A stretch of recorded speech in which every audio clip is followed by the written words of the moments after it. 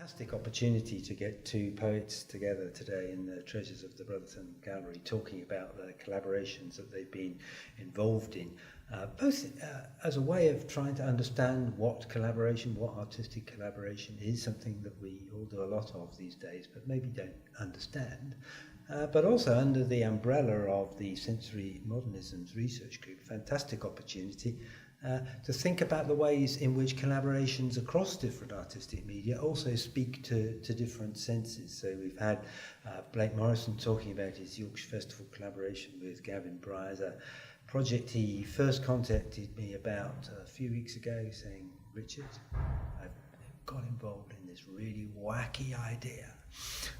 But of course that immediately attracted me too, because it was a wacky idea of writing some poems and making some music for the train journey from Goole to Hull, which we heard the first public examples of today.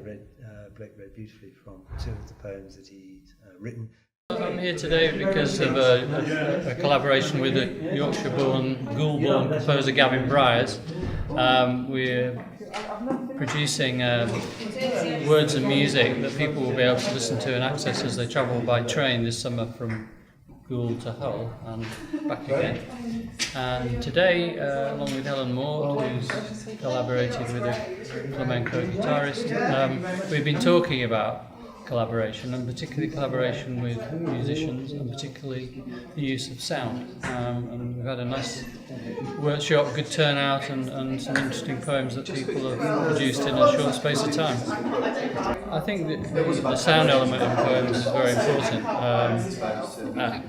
We sometimes become too preoccupied by the words on the page, the physical appearance on the page, and in fact poems often begin with the sound in the head. I wrote a long poem called Shingle Street, and that began entirely crunching around on shingle, which gave me a certain sound that I wanted to play with.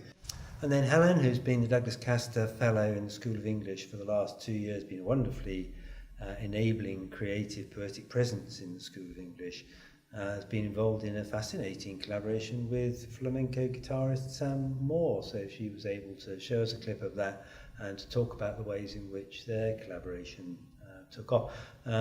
It's almost a very unlikely collaboration, since they write about very different, or make their art about very different kinds of places and landscapes. Helen about Sheffield, urban Sheffield, and the landscapes of the north. She's a keen runner and climber. Women mountaineers is her thing.